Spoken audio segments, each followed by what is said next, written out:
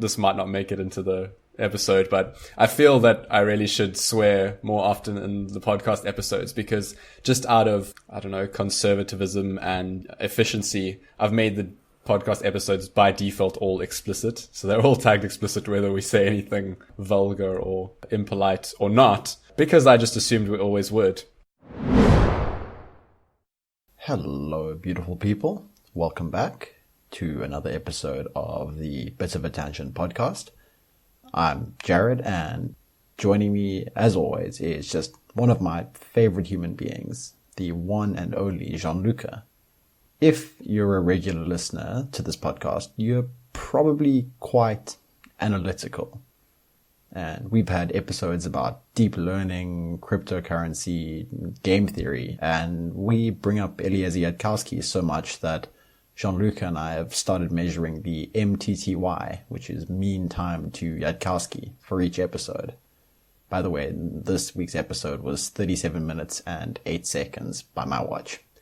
Anyway, I think what excites me so much about this podcast is the opportunity to have a conversation with a group of smart, driven, interested people, right? The kinds of people who listen to podcasts about deep learning and cryptocurrency and game theory.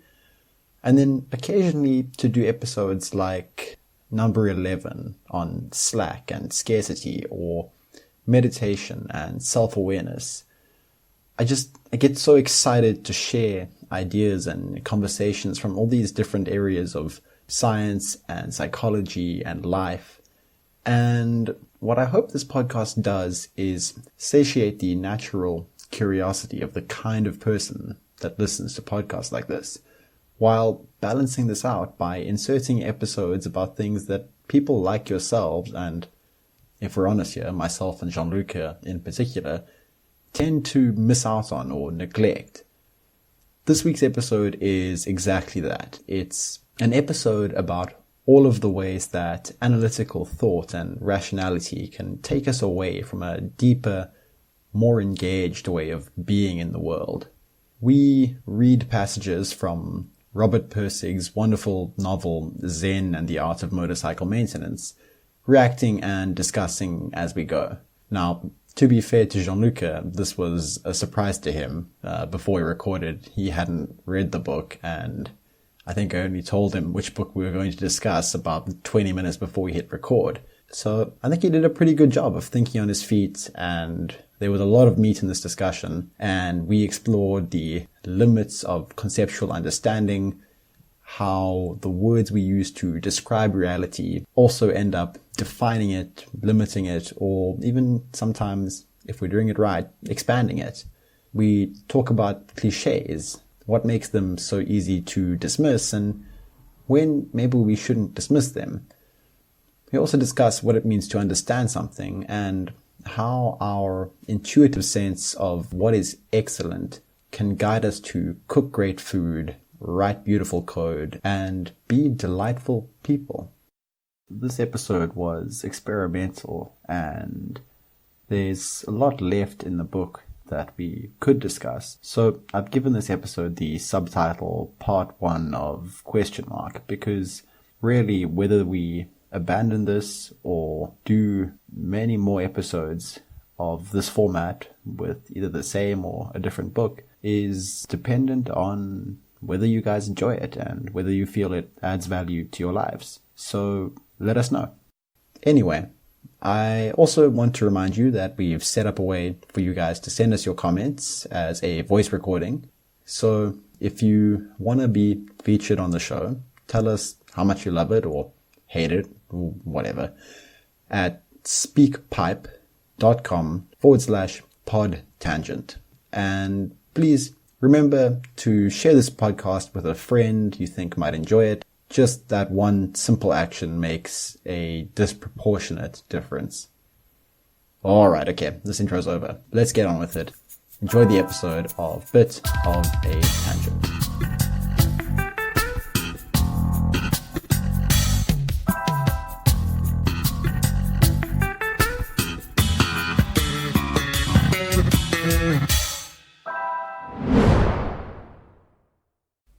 what I was thinking about today, right, is I want to try a new kind of episode, right? So I read a book recently called Zen and the Art of Motorcycle Maintenance. And one of those classics, one that has been on my to-read list for about 8 years now. Well, there we go. But I haven't read. Okay, well, you've heard of it then, which is a good start. I have heard of it, of course. So what I'm thinking about doing today, and we'll see if this is awful or if this is good or if this is interesting, is the book has kind of two components. It has a plot, with the characters and how they acted out. But underneath all of that is really dressing for a philosophical point. Okay. Right? And what I want to see if we can do today is a sort of leading through that process of understanding the arguments. So what I want to try is we'll read some passages and then just interpret them on the fly and see if it sounds good or not. Sounds like a cool plan. So what I was always unsure about with Zen and the Art of Motorcycle Maintenance was the kind of structure the book took. So now, from what you're saying, it seems to me like it's in the same vein as, let's say, Atlas Shrugged or Fountainhead from Ayn Rand, or let's say like The Stranger from Albert Camus, or something where a narrative is being used as the delivery method for some philosophical idea or set of ideas, as opposed to just, writing some philosophical paper, actually using a story to convey the information in a more natural and tangible way, perhaps. Yeah, I think that's very much the tradition that it's drawing on. So I think the easiest way to start is the way that I start every book. So I have the physical copy here, and the inside of the dust jacket has a paragraph, which maybe we can just start with. So it says, the study of the art of motorcycle maintenance is really a miniature study of the art of rationality itself. Working on a motorcycle, working well, caring, is to become part of a process, to achieve an inner peace of mind. The motorcycle is primarily a mental phenomenon. The real cycle you're working on is a cycle called yourself. I like that. So already I think we're getting into territory which is esoteric and interesting. I mean, esoteric is our home ground, so we should be strong here. Well, I think when I finished the book, I almost immediately wanted to reread it. I think it's one of those where by the end you've come so far in terms of the steps you've been walked through in reasoning. I felt it was very important. I thought it signaled something which I either felt was lacking in my own life or which I would just like to do more of. And I think what brings that point across quite well is this next line here. So it reads, "What's new is an interesting and broadening eternal question, but one which, if pursued exclusively, results only in an endless parade of trivia and fashion, the silt of tomorrow. I would like instead to be concerned with the question, what is best?" Okay.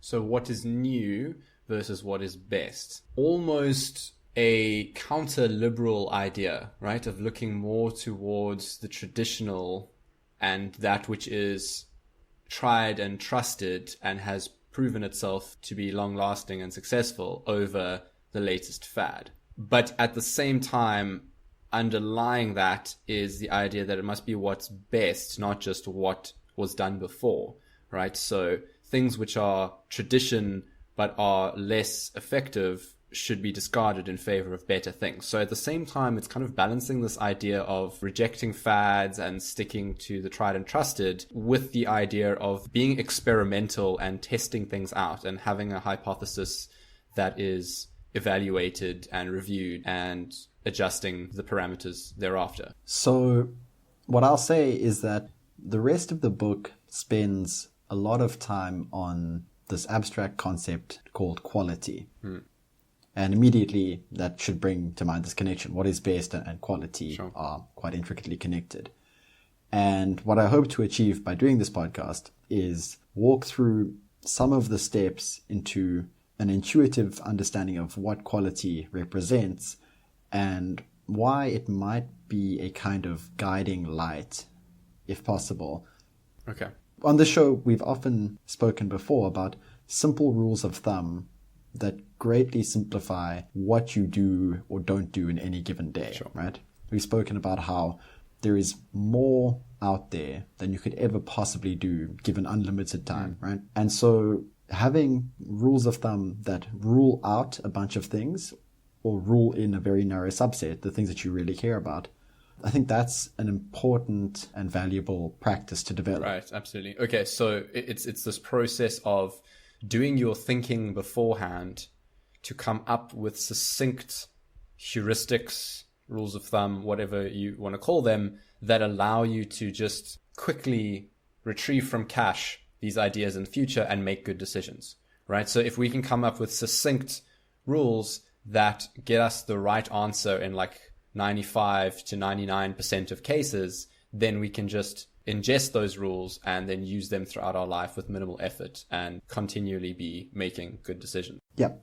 I think that's exactly what we're trying to get to. And this idea of quality that you say permeates through the book, I can potentially see how that is tightly coupled with this idea of motorcycle maintenance and with the original excerpt that you read from the dust jacket of almost like a craftsmanship approach to something, or the craftsman's approach to something rather, where it's not about producing it the fastest, it's not mass produced, it's not cheapest, it's about quality. Quality, you know, if you think of like a really skilled carpenter or someone who's making the highest grade of musical instrument by hand, those kind of people and that craftsman's mindset. And that seems tightly linked with quality. And I mean, this can extend to things like coding as well, presumably. So I'd imagine that is where the motorcycle maintenance aspect of the book comes in. Well, now that you said that, let me fill you a bit in there.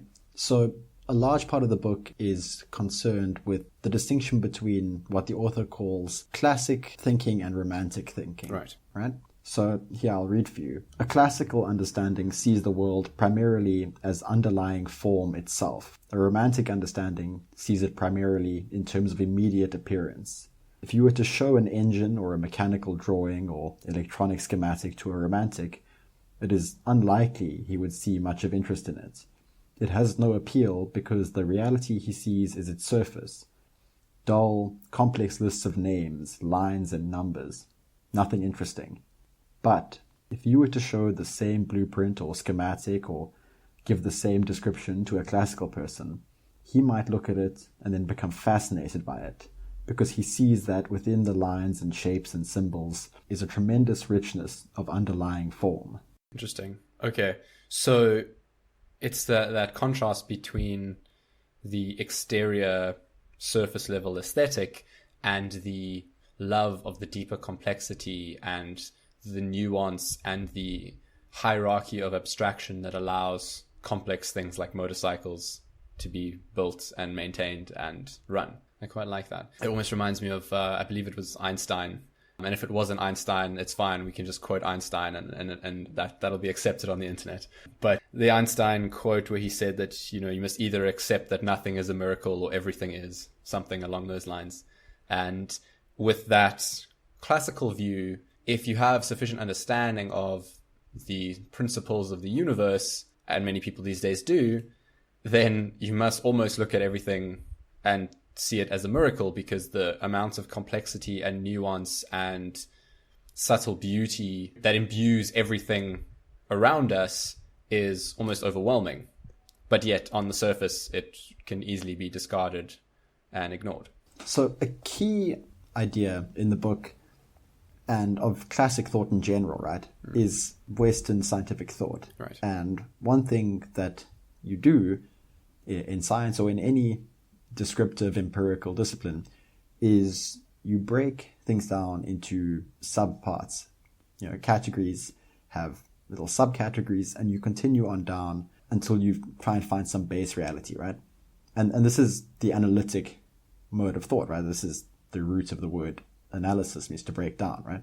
And in the book, they use the sort of metaphor of a knife, and this knife is what you cut reality with. But a lot of the book is concerned with how this analytic deconstruction of the world can almost distance us from seeing it intuitively, right? Which is more a romantic way of being. Okay.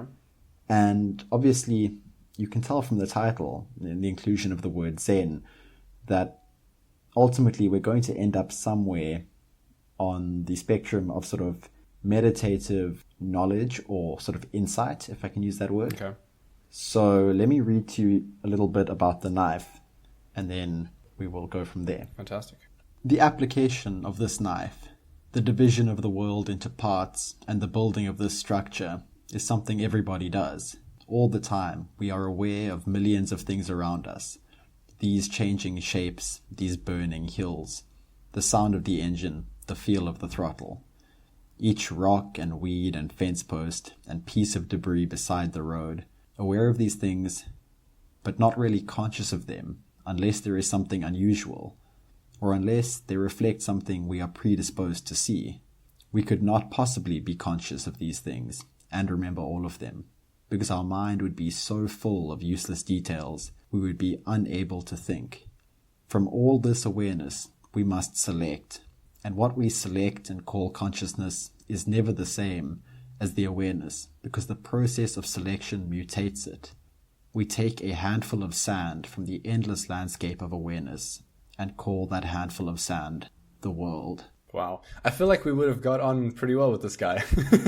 He's pretty much right at that beautiful intersection of rationality and mindfulness that makes for such interesting discussions that wax lyrical 1 minute and then delve into the axioms of an argument the next. Actually quite an interesting guy. I mean, he wrote this back in the 70s, right? It's Robert M. Pirsig, right? 74. Yeah. So I've never read the book, but I listened to an NPR interview with him from just before the book was released. So no one knew that it was going to be a bestseller yet. And only the person interviewing him and a few others had actually read it.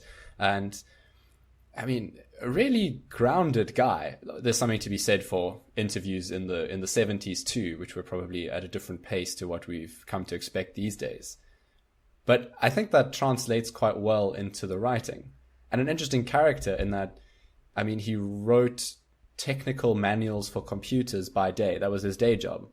And he wrote Zen and the Art of Motorcycle Maintenance by getting up at 2 a.m, going somewhere to like a cafe or I don't know where it was open. And he would just sit there and either he wrote or he didn't, but he just went and sat there every day and something came out or it didn't. And then he would go to work.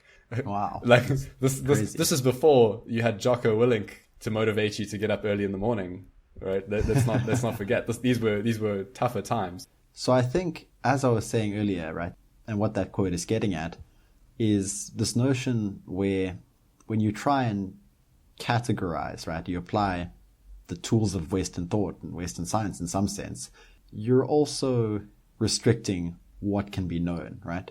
Okay. And I think a quote that perfectly captures that is here, which says, "When analytic thought, the knife, is applied to experience, something is always killed in the process." And, there's much made in Buddhism, as far as I understand, about, first of all, emptiness, right? This idea that things aren't intrinsically something in and of themselves, right? They're always relational and they're always kind of not what you're making of them, but they're not imbued with the essence that we, in our confusion about things, seem to give them, right? And there's something to be said about a sort of wordless appreciation of things, right? It's like there's two ways to listen to a song, or to eat a meal, or to taste wine, right? Or look at a painting. In one, you have the vocabulary and thoughts of an expert, right? You can sniff the wine and describe the floral notes. You can talk about the body and the aftertaste, and you can get at it at a technical level, right? And that's kind of scientific, or at least classical ways of dealing with the world, right? Sure. You can look at the painting and describe the composition and the proportions and symbolism. But on the other hand, I think sometimes, and particularly maybe in the culture that we've grown up in, that becomes an obstacle to directly perceiving the thing as it is, right? Okay. It's like, yes, sometimes there is value in being able to describe the meal you're eating in very technical, very detailed terms. Maybe you'll actually appreciate facets of it that undescribed would have been lost. But you can also, it's totally possible to distract yourself so much with the attempt to categorize and label that you can fail to taste the food that is in front of you. That's very much the case. I mean, my own experience of this is definitely when you mentioned tasting wine and the amount of analysis that can go into something like that. And I've done some courses on this and done some competitions or training for them at least, where you're trying to do blind tastings, you're trying to categorize, you're trying to distinguish one varietal from another. And you can get very, very bogged down in that. And then sometimes you just want to sit back and taste the wine. And when someone asks you, do you like the wine? You just want to go, yeah, it's good. Or no, not so much. You don't always want to dig deep into that. My question though is, does this necessarily map over to things outside of daily experiences? Does this kind of approach to things work in a laboratory setting, or when you're writing code, or when you are working on some kind of mathematical proof? What I would say is this, first of all, what I think Pirsig, the author, would say is yes. And I think what he would ask is, how is it that when you write code or when you do a proof, where does the next line come from, right? So, okay, you program much more than I do, right?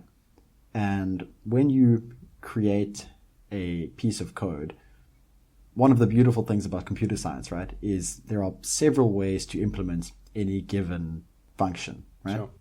You want a program to do X, and you could do that so many different ways. Different data structures, different kind of loops through them. Yeah. Exactly, right? And even just the different like philosophies behind the programming languages in which you choose to do it. So here's a question, and I'd like you to answer it, is how do you settle on one, right? Like, what is it, what intuition, what rules of thumb are you following? Because yes, admittedly, sometimes you just want to do a hack job. But let's say you're doing something for yourself. What is it in your mind that you are following that makes you go down one path or another when there are seemingly so many? Yeah, it very much is the kind of thing that, now that I think about it, seems to just arise out of somewhere in my subconscious, and the path becomes clear to some extent. Though I think if I sat down and put enough thought into it, I could articulate the philosophy governing it, right? I mean, I won't go into it fully now, but just to make this concrete, things along the lines of, what is the first solution that occurs to you? Okay, wait, what is the second solution that occurs to you? Okay, which is more efficient in terms of the work the computer's going to be doing? And then does that justify the extra work it might require for me to implement now? And getting sort of a working solution that's decent done first. Now, I could see how that could be something I've learned over time. It's an intuition, a non-linguistic feeling that I've developed through many years of practice. And is this the kind of thing that he's referring to? So a mathematician would have the same thing when doing a proof. You would have a sort of gut feel to convert something into a different form, or to jump over to a different branch of mathematics, maybe taking something out of, some arbitrary representation and into, multi-dimensional space with vectors, for instance. Is that intuition what Pirsig is referring to? That instinct that we've developed that's non-linguistic? So I think you hit on something very interesting there, right? Which is, in general, there are so many ways of achieving some end goal. And this could be in the hard sciences, or this could be in art, right? But with art, I feel like this is more intuitive, people, because people understand that when you generate art, there is something that you are trying to achieve, and there is a skill to doing it well, right? But in science, that isn't codified so well, in maths as well. So as you say, right, when you're trying to do the proof, there's this intuition that you're following, right? And that intuition, yes, it's built up by experience, right? Yes, it's built up by training. Yes, it's built up by much practice. But once you know that you could prove a theorem using some sort of vector calculus, or you could prove it using another branch of mathematics, the question of which do you use, right? Ultimately, for Pirsig at least, the answer is that humans have this intuitive sense of quality, right? And this is capital Q quality here, because Pirsig has a lot to say about this. But for now, let's just say that it is really as simple as it sounds, right? It's this intuitive sense we have of good and bad.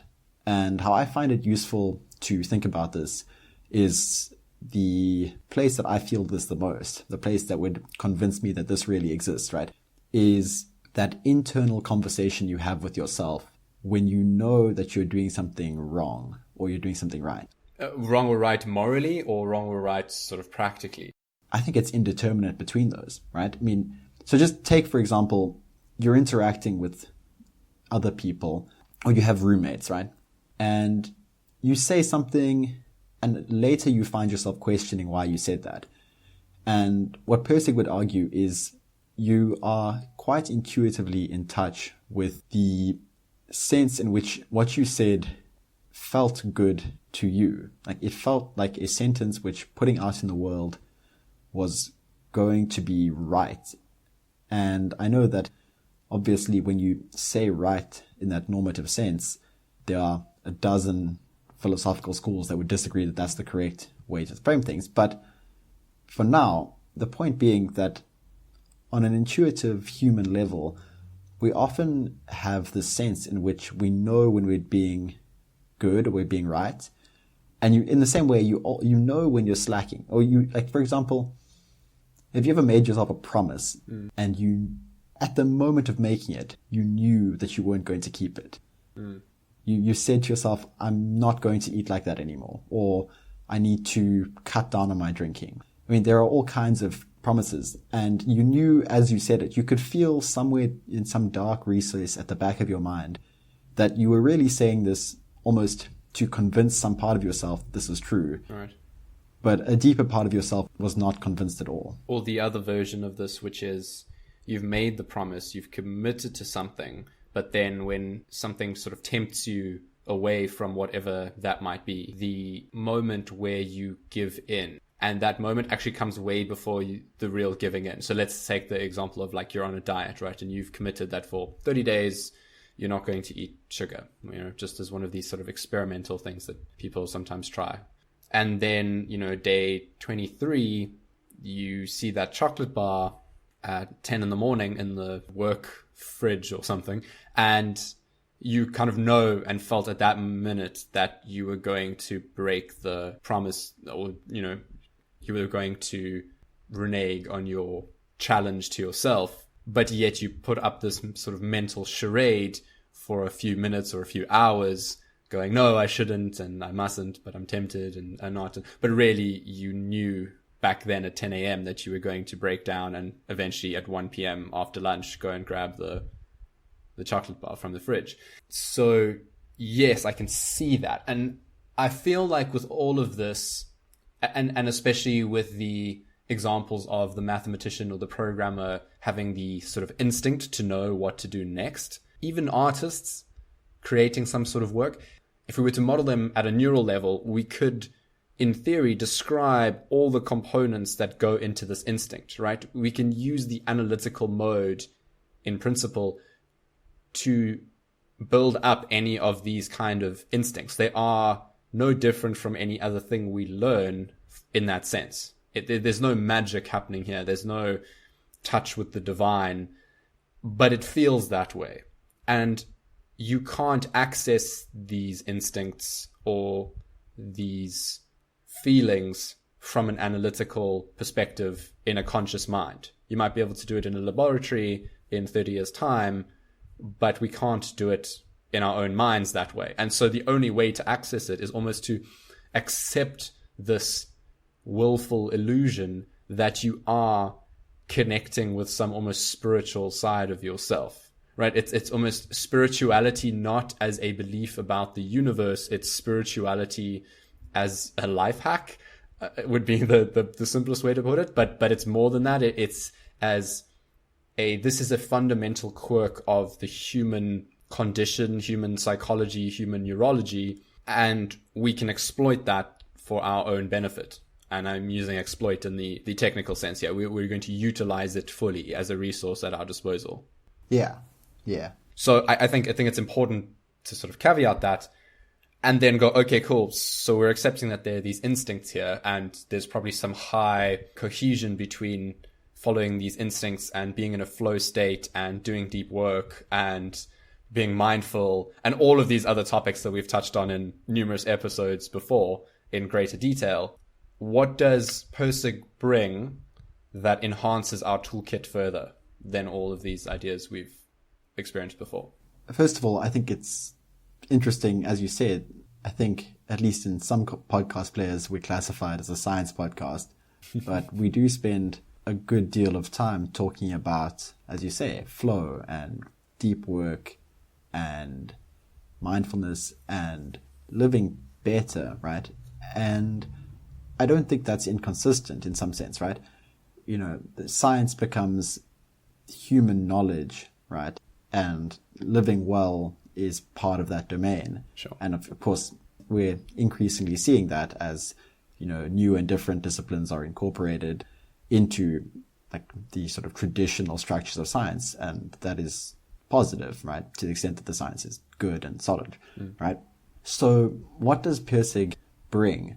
Well, I think what he brings, or what he does very effectively, is he introduces concepts which you would only acquire, in my opinion, by reading quite deeply into some school of Buddhism. I suspect is probably the most reliable place to go and get this knowledge. This is the Zen and the Art of Motorcycle Maintenance. Yeah. If you went and read whatever texts are available about Zen, I suspect you would get these ideas. If you go and read into Theravada or Tibetan Buddhism, you'll find these around there. And these are, in some sense, the fundamentals of Buddhist practice. Now, I mean, I'm not a Buddhist. I'm not exactly skilled or well-versed in all of this, but I read enough that I would feel comfortable talking about some of these, and I can recognize where Pirsig is drawing his ideas from. And so the book is important, I think, because some of these ideas are probably extremely useful, but they suffer from a kind of unexplainability or ineffability, right? Okay. There's a set of statements which you can say and they sound really simple, and then it turns out that to take them as simple would be to either miss the point or misunderstand, but it wouldn't feel like misunderstanding, right? So it's very easy with a very complicated piece of mathematics to hear the statement and you immediately flag it as something you don't understand, right? There's no harm done, right? But the more insidious and possibly long-term damaging, in the sense of just holding incorrect beliefs, type of statements are the ones which are so trivially true, right? So obvious that you can quite quickly hear them, internalize them, and not realize, because there was no internal flagging of confusion, that you really haven't got the concept down. And I think that an interesting practice that I've picked up this year has been looking again at all the cliches you stopped listening to in childhood and trying to figure out what was being said before the cliche became a cliche. I see what you're saying. Okay.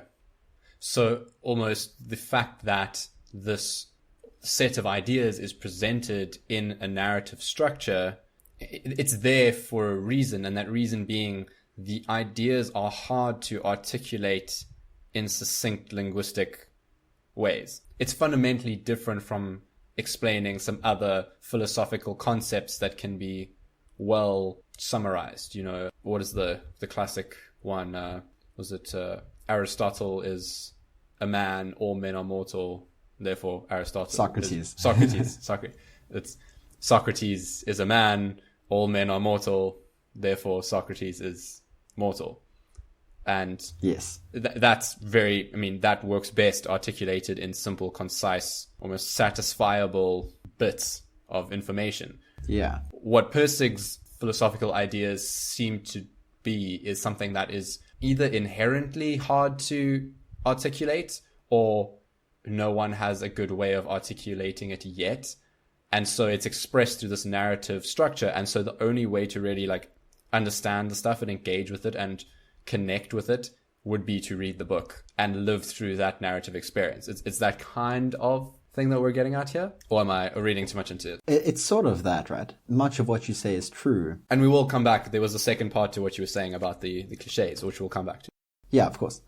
Well, what I would just say is that for most people, right, these ideas I think are relevant. I think it's just that for most of us, we'll not get the chance to encounter them in a more formal place, right? I mean, most people, maybe the extent of what they get into in terms of this kind of philosophy is just the sort of popular mindfulness meditation movement, which is good in and of itself, but there is more to it. And if this book provides a way to get at that stuff, then I think that's one of its higher purposes. Okay.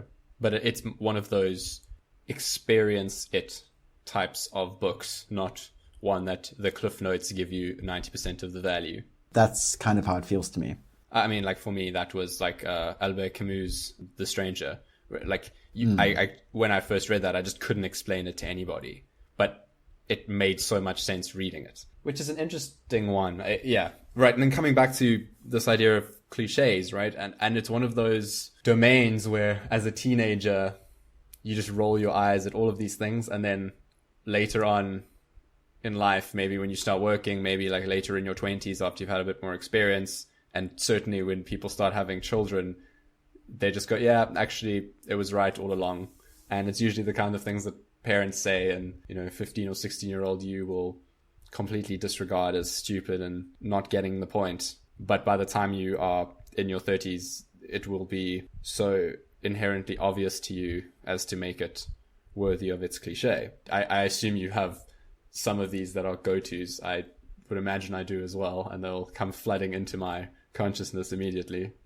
Well, here's one that I was thinking about just recently, because in preparation for a future episode, I've been reading up a lot on predictive processing or predictive coding, right? It's a theory in neuroscience. I think it's possibly one of the most explanatory in terms of how the brain works. Who cares what I think, but either way, this seems to be, I wouldn't say consensus, but let's just say it's interesting, right? And without taking this whole episode and devoting it to the content of this future episode, what I couldn't help but thinking when I was reading about predictive processing, which at a very high level just means that you need to do a lot of simulating of reality or sense data before you can do any perceiving of reality. Let's just leave it there, and we'll park the details for another episode, and I promise you it'll be worth it. But when I was thinking about this, I realized that the cliche of your thoughts determine your world, or you are the story you're telling yourself, or your thoughts define your reality, right? Yeah. All of those are very much, first of all, yuck-inducing. I can't really say them too seriously. And yet, the spoiler is that if predictive processing is correct, and there's a lot of good reasons to believe it is, then the cliche is true in at least one sense, right? It's not your conscious thoughts that determine your world, but prior statistical beliefs about reality end up becoming reality in that paradigm. And I'll leave all the ambiguity there intentionally, and if we ever release an episode on this, you should definitely check it out. This is interesting. All right, I mean, because like I'm now thinking of the kinds of cliches that, like this sort of old wives' tales, many of which are bullshit, but some have really stood the test of time. Like, getting a lot of sleep is good for you and will help you get over disease. Like, people have been saying this for hundreds, maybe thousands of years. And then in the last 50 or so, we've gone and produced this whole overwhelming body of evidence to demonstrate how this is true. And the effect size is tremendous. Or, right, I don't know, something as trite as, respecting your elders which actually has so much utility in most societal structures and has the upshot of the elders generally, until the last 100 years, the elders pretty much had access to the most information and knowledge and wisdom of anyone around, and so they were the best people to learn from. We went and screwed that up a bit with 2 world wars and then rapid technological innovation, but until very recently it was almost the best advice. And it makes me wonder what makes some things cliches and other things just consensus, right? What makes get a good night's sleep, or don't sweat the small stuff, or any kind of statement that's easily expressed in that sense, that is true and has proven itself over time and has won out, being the best, not the new. But yet we hear that and we go gross and we call it a cliche. And like a cliche, in my view, is just something that we don't like because it's common. Versus other things like evolution, right? Which comes up all the time, and yet it's not a cliche, it's just the scientific consensus, right? You can just be like, evolutionarily, da-da-da-da, and that's not considered a cliche. Like, if the actual term comes up all the time. I suppose if you overdo anything, it becomes a cliche, like happened with many of the terms from cryptocurrencies. I don't think that's the theory I would expound for why cliches arise. I mean, honestly, I'm more partial towards thinking of them in terms of things that you stopped paying attention to because of this failure mode I mentioned, where it's possible to hear the statement without these internal flags of error processing, right? It's like a retrospective knowledge that you only can understand why it was the correct thing once you've experienced the opposite. So, I mean, like a famous one, if we wanted to talk about a scientific version of this, right? A scientific one where you can completely hear the statement, believe you have passed it, and then have completely misunderstood it, right? And this is something that a.k.a. does a really great job of mentioning, right? Where you can say that light is a wave, light is a particle, and believe that you have understood this deeply. And yet, until you've seen the Schrödinger equation, you've missed something fundamental there, at least Gianluca argues. One place where you do see this kind of failure to raise an error flag because of something which sounds deceptively simple is, in maths at least, as far as I know, Gödel's incompleteness theorem has this property. So, like, one way that you might hear it stated is that, and I'm getting this from Julian Baggini's book, The Philosopher's Toolkit. And the simplified version, which you might hear, is that in any formal, consistent, logical system capable of describing arithmetic, there is at least one sentence that can neither be proved nor disproved within the system, right? Now, you can hear that and go, I think I get it, right?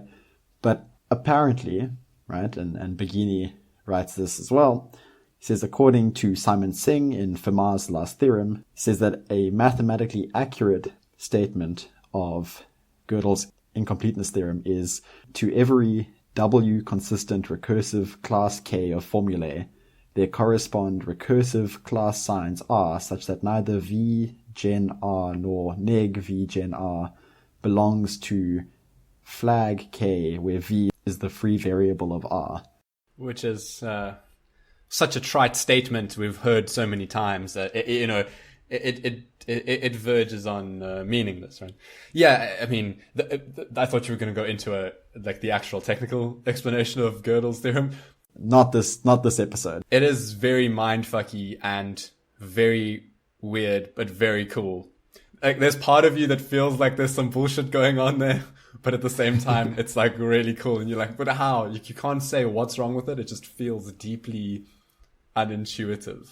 It's really elegant. I recommend people go check it out. So all of this is just to say that, and quantum physics actually suffers from this problem as well. Of course. Right? There's just several places where you fail to raise a flag of confusion because each individual word in the sentence is familiar enough, and yet the words are being used in highly specific, highly dense niche settings. And you can fail to notice that, right? I think that is the failure case of many cliches. That's kind of the model I built for that. Yeah, I think another issue that you've run into with these kinds of things is human tendency to make arguments by analogy or to use metaphors to explain concepts. And this is a double-edged sword because it's fantastic for explaining concepts, right? Like you can explain wave-particle duality, or at least the underlying concept that we've now come to call that, much more intuitively, and it's much more accessible by using that metaphor of little balls and little waves in the ocean. And that helps people understand what you're talking about without them having to understand the Schrödinger equation or any other representation of quantum mechanics. But then it suffers from the problem of the analogy or metaphor will inherently break down, right? So now we attribute the properties of things in the metaphor back to the underlying system the metaphor was describing. You know, if waves are particles and particles are waves and light is both things at the same time, well, then you have some intuitions about what should happen when you do the double slit experiment, but those intuitions don't work whatsoever. So it breaks down. And this happens all the time. So there's probably a bit of that going on as well. And, you know, this entire book is an analogy or a metaphor to some extent from not having read it, just the title alone and the concepts behind it. I would imagine that a large portion of the book, I mean, you could make the argument that anytime you're expressing some philosophical or technical ideas through a story or some kind of narrative, the whole thing is just an analogy or metaphor. And so you have the same issues of you then get that double-edged sword whereby people argue going the other way and draw conclusions by modeling the metaphor back up to the abstract idea. I mean, what this reminds me of is Tim Urban's absolutely wonderful essay called The Cook and the Chef, right? Which is entirely about how you either reason by analogy, right? You reason in terms of familiar concepts, or you are reasoning from first principles, and that implies this deeper understanding. So what I think we should do at this point, right, is we've sort of been talking about the book for going on 45 minutes maybe. I think what we should do is put this episode out there and see how people react. And if people hate it, then, well, we've learned something. And if people like it, then there's much more in the book that I flagged that I think would be worthwhile. And so we could do a part 2, part 3, a part 18. We can just turn it into an audio book. I mean, I've been wanting to read this for ages, so it's literally on my Kindle. It was one of the things I added before moving. So given this now, let me go read the book as well. And then we come to round 2 and I come at it from a different perspective because we've had the advantage of the asymmetry here to make for a bit of knowledge flow between the two of us and a little bit of testing assumptions. But now I'll go read the book. We'll get some feedback from people. So write into us, send us audio clips. We've set up a system. We've set up a SpeakPipe service. We've set up a SpeakPipe so people can send in audio snippets to us if you want to be featured, and we'll play those out. Or if you want to email us or stay anonymous, you can do that all as well. But yeah, let us know what you think of this, and if you think we're wrong, or what you'd like us to talk more about, or if you prefer us to focus on some other book. And we can definitely do that. But this is an experiment, as much on this podcast is. Yeah, I mean, we're still figuring out, I think, what we want this to be. And I think we've had some good episodes, and we kind of flit between very technical episodes like the deep learning episode. And we've definitely got more of those in the pipeline. So don't despair, particularly that one on predictive processing. But I want to do that one justice. And I've told Gianluca this. So we've got lots more research to do before we do that one. And I hope that's going to be a real good one. But yeah, we do, I think, want to try out this different style of episode. I mean, we should never be in the position where more than 80% of the episodes are just the same formula, right? Yeah. You've got to be constantly trying and experimenting because otherwise things just become stale. Spoken like someone who did an entire degree in genetic algorithms. You've got a homogeneous population going, right? Exactly. Yeah. Otherwise you'll plateau and get wiped out by a mass extinction event. There we go. Right. So what I wanted to say is let's close this down and end with another sort of idea which we had, which is I wanted to ask you if we're going to leave people with something, right? And for at least the next week, right? Until they hear from us again, I wanted to get maybe the one or two sort of most positive or most interesting or most useful pieces of advice or wisdom that you've encountered. Could be over the last few weeks or however long, but what's something that you want to leave people with? And then I'll finish off. There are a couple potential candidates here. I think one that's been particularly pertinent to me of late with moving to a new city, a new country, an entirely new life, and meeting many people along with that is a piece of advice from Dale Carnegie, which is to remember that a person's name is to them the sweetest and most important sound in any language. Haha. And this, I believe this comes from his How to Win Friends and Influence People, which we casually one-upped a few episodes ago by influencing reality itself. If you didn't listen to that one, go check it out. It's good fun.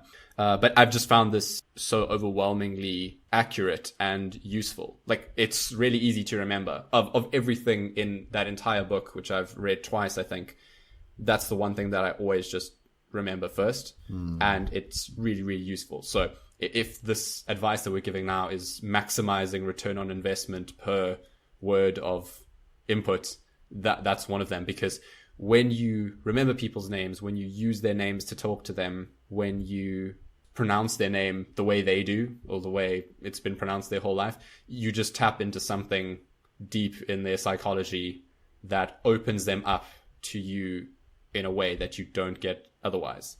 I think it's incredibly important if you want to have yourself on a reasonable playing field in any conversation or interaction, be it professional or social. Deepen a connection with someone.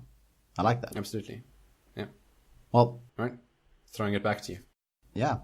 For me, I heard a piece of advice from Michael Nielsen. He works at Y Combinator Research, and he was on a podcast. I think it was Venture Stories.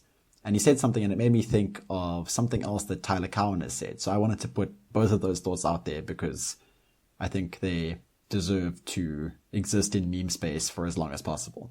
So what Nielsen said, right, is he thinks a lot about all of the latent good things that people might know about friends that those people don't themselves know. And he thinks about how people can often fail to know some of their best qualities just because there are not that many good societal norms around complimenting people. And furthermore, there are not that many people who can deliver like a genuine compliment in a way that the other person feels it, right? I mean, we can all say, oh, you're the best, you're fantastic, but people don't often feel that in a way that resonates and makes them feel worthy of the compliment, right? It's possible to actually make someone feel worse by making them feel like they don't really deserve what you're saying.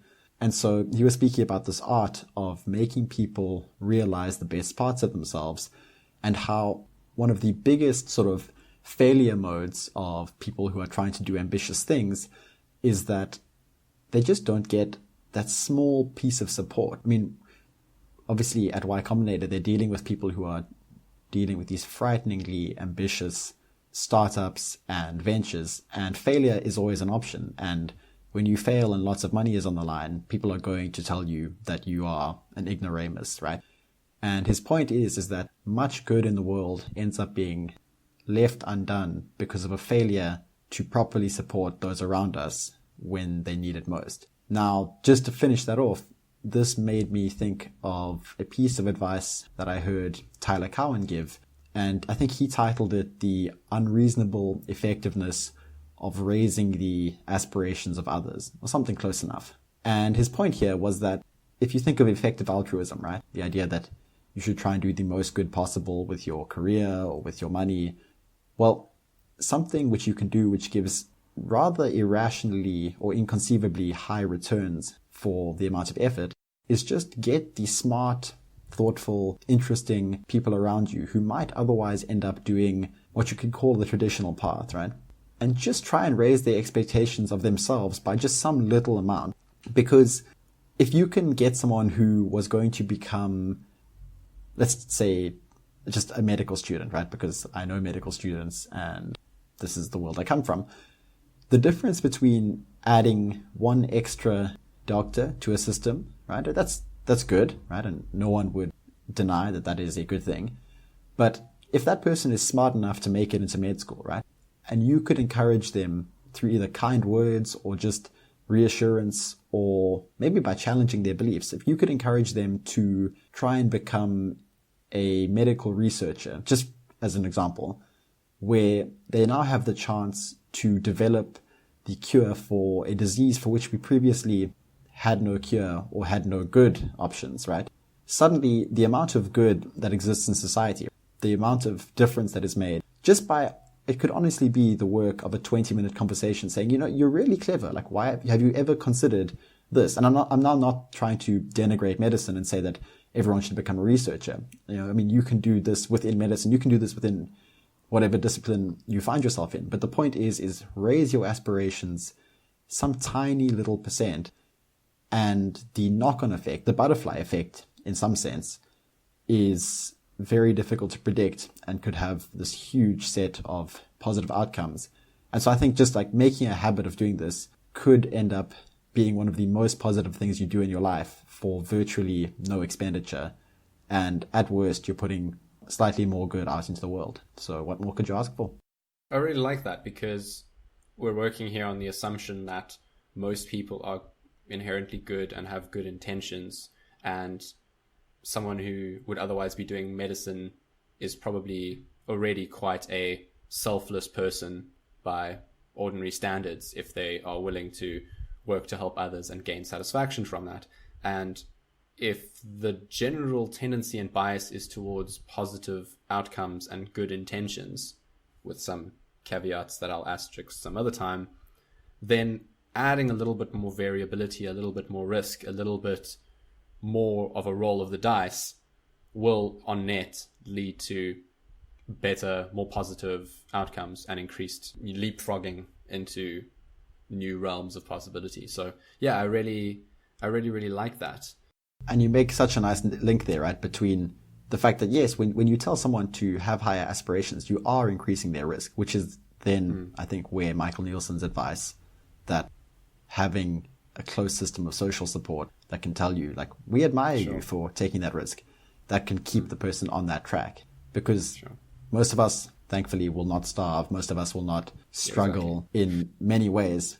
But yeah, like, I mean, this is one of those things where you shouldn't abuse it, right? Like you shouldn't go to the person who's working some very low paying job to support their 4 children, but really loves dancing and is terrible at it, and then, persuade them that they should quit everything to go pursue their dance career at the age of 46. That would be a bit of a reckless use of this power, let's say, of this idea.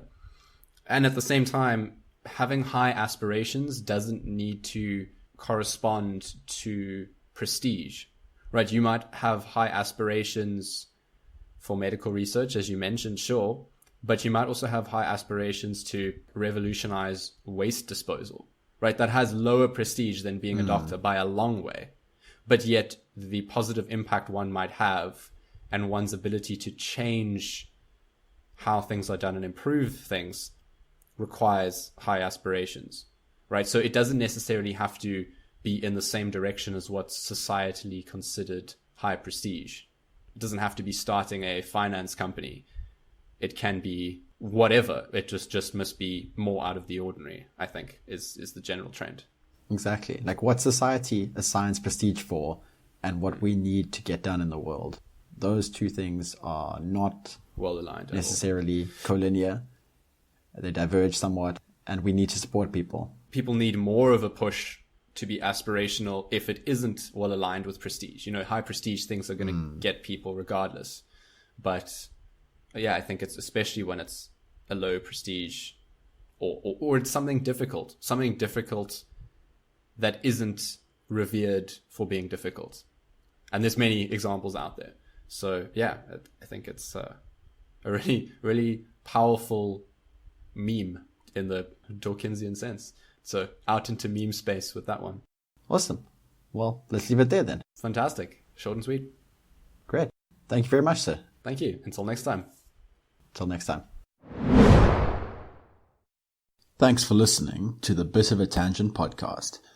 If you enjoyed this episode, please get in touch with us and share your thoughts.